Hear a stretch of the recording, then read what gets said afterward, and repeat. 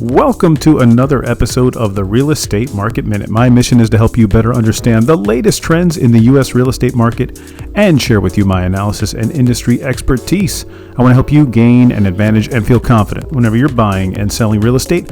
I'm your host, Mark Salib. I'm a passionate real estate professional, advisor, and investor, and I love what I do. Follow and DM me on Instagram at the Salib Group. Send me an email, mark@thesalibgroup.com. And as always, thank you for tuning in to today's show. All right, the latest Homebuilder Confidence data is out from the National Association of Homebuilders, Wells Fargo Housing Market Index. And honestly, I'm a bit confused because builder confidence actually improved slightly. But as you'll notice when you zoom out historically, builders are still incredibly pessimistic. In fact, this is one of the weakest home builder sentiment readings that we've had in the last few months. Believe it or not, in the last 40 years, just outside the Great Financial Crisis, the early 1990s recession, housing downturn, and even the initial COVID shutdown shock. So the big question is, why did confidence improve at all month over month? Because it did. Could it be lower mortgage rates? No. Rates have been going up since February. Spring demand? Could be. A little bit early, but it is possible. Our buyers finally just coming back because they can't wait anymore. Something I've been talking about here for the last few episodes. Or is it something else? All right, let's dig into it. The latest NAHB data, builder confidence rose from 34 in April to 37 in May. So it is a rise. That is above economist expectations of 35 as well. And it is a notable rebound from April's very, very weak reading. But remember how you're supposed to read this. Anything below the number 50 means that builders see conditions as poor in general, not good. So again, a reading of 37, even though it is up from 34 from the prior month, it's still well below that 50 threshold. Above 50, and things are good. The more confident they are above 50, anything below 50, they're showing a lack of confidence. That is, home builders are. Now, so that means that they're pessimistic overall. All right, I want to get into the long-term discussion here because I mentioned this a little bit earlier. And if you check out our Instagram page, I'm going to post this. Should already be there, but at the Salib Group, it's a visual that really explains what I'm talking about here and just shows how historically weak builder confidence really is. The long-term historical chart, okay, when you look at this chart, it goes all the way back to 1985. That's when they've been, doing these readings. And when you see these readings that we've had recently of 34 through 37, again, weak, right? Not anywhere near 50 even, right? Which is just break even 50. These are some of the lowest readings. I mean, I'm telling you, look at this chart. Since the 2008 housing crash and the early 90s downturn and the initial COVID panic shutdown. Now, of course, builder confidence was incredibly low during a 2008 housing crash and during a early 1990s recession and housing market downturn. And of course, during a global pandemic. Why is it as low as it was then? Now, it's not as low as it was then, but it's, if you were to look at the chart, you'll see it's fourth. In other words, these other three situations, it was lower, but this is the fourth lowest reading after that. I mean, really? Nothing else has been worse after these three episodes? I kind of can't believe it, right? It's kind of crazy. I mean, unemployment right now is good. It's low. I mean, we have employment. Businesses are doing okay. I mean, in fact, quite well. Economy's good, not great. There's issues, but there's nothing like what we've seen before. And yet builders are still this cautious. They're still this pessimistic. I mean, that's incredible. Housing affordability is an issue. There's no question about it. Now, look at the internals of the report. So we're going to look at each category. So current sales conditions, right? What do builders feel about current sales conditions? Well, that rose from 37 to 40. Remember, these are national numbers. I'm not breaking down the regions, just national. What about sales expectations over the next 6 months? Well, that rose from 42 to 45. All right. Hey, that's good. Better.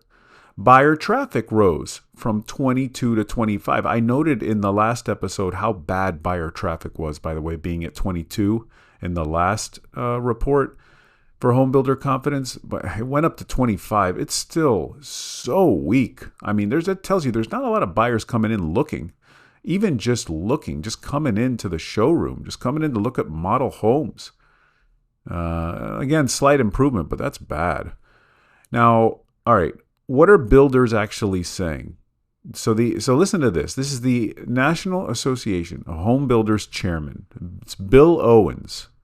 And he said, quote, "The housing market remains soft as higher mortgage rates, rising gas prices, and economic uncertainty related to the war in Iran continue to dampen buyer demand." All right, so he's pointing, close quote, he's pointing exactly to what we've been talking about, right? You know, when you get gas prices that high, it's hitting the pockets of the consumers, and that creates economic uncertainty. He's saying exactly what we've been talking about. We've been talking about inflation, oil prices, right? And the issue with treasury yields and mortgage rates. All of it is just hurting the housing market. Now, listen to this also. Builder incentives and price cuts. So another very important part of the report, 32% of home builders actually cut prices in May. Now, that is down from 36% in April. All right, fine. Now, that's still nearly a third of builders are cutting prices. Not good. But listen to this. The average price cut actually increased. So in April, the average price cut of a new construction home was 5%.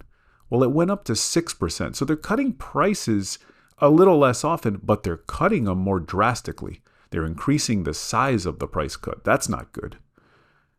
Over 60% of builders are still using incentives, and that tells you that affordability is a major pressure point here if they need to give incentives to buyers. And here's the part that's confusing. Why did it improve at all? Why did builder confidence go up at all from 1 month to the other, even if it was slightly? I mean, inflation, oil prices, yields, mortgage rates, affordability, nothing got better. Everything got worse. It doesn't look like an environment where it should have gotten better. So what changed? All right. Now, I have this theory, and I talked about it in previous episodes more recently. I think that buyers are starting to adapt here. I think all they're seeing is that buyers are just done waiting around. I'm seeing it too in my dealings, and I'm just noticing, even with higher rates, I think psychologically buyers are just done. I mean, we're talking 3 to 4 years into this, you know, and we're seeing it. I mean, pending home sales are higher in some of the readings that we're seeing year over year. So this has been going on for the last several months. Buyers are just coming back out.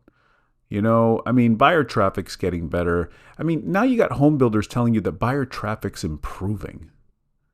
Think about that for a second. So buyer traffic's improving from April to May as rates went higher and oil went higher and inflation went up.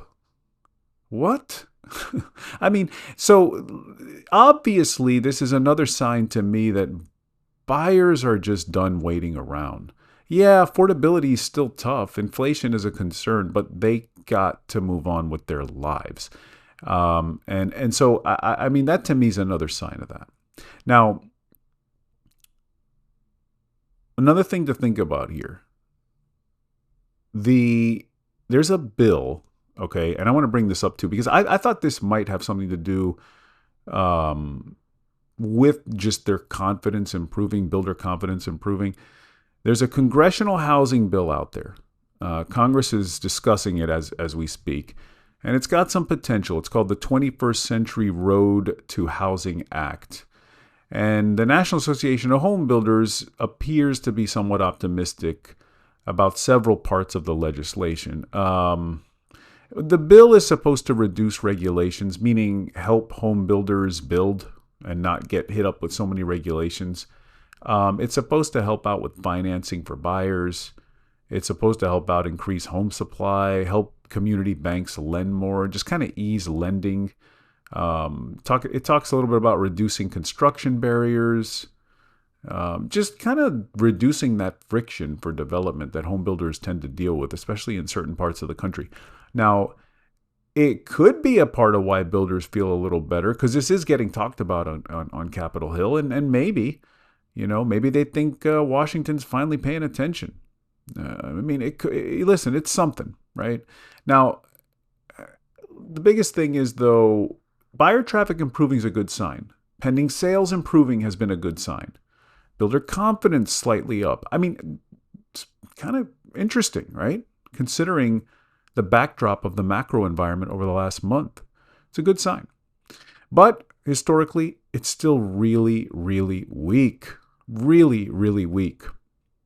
And I think that what you've got is a housing market that's trying to stabilize, but it's got all kinds of macro problems, and it's really, really tough. Affordability is still tough. Rates are high. Inflation risks are very, very real. And I'm sounding the alarm on inflation. Listen to the episode right before this one so you can see what I mean, because I am concerned about that. I'm generally concerned. But, hey, we saw a slight improvement in builder sentiment. But again, very, very historically weak. We're in a fragile place right now in the housing market. No question about it.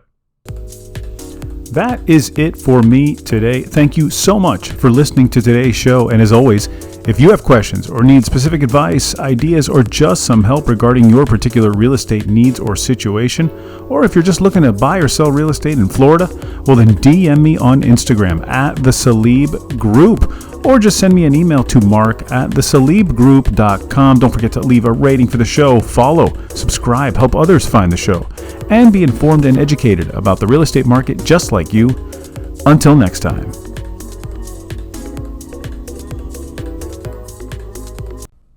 Before we end today's show, stop what you're doing and subscribe right now to Real Estate Market Minute Plus. Listen to all episodes ad-free. Get exclusive bonus episodes and content, and help support the show's growth, longevity, and future improvements. Go to realestatemarketminute.supercast.com right now. You can also find the link in this episode's show description. Check it out. I know you'll love it.